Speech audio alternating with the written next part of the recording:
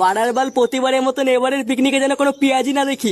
কি বলছিস কি বলা? হ্যাঁ, আমরা কেন পেঁয়াজি করবো? লেওরা আমরা তো শুধু একটু মজা করবো। হ্যাঁ বোকা চুদা তুই মেন বারো চুদা জানিস তো? লেওড়ার বাল প্রতিবার তোর এই মজার জন্যই পিকনিকের গাড় মারা যায়।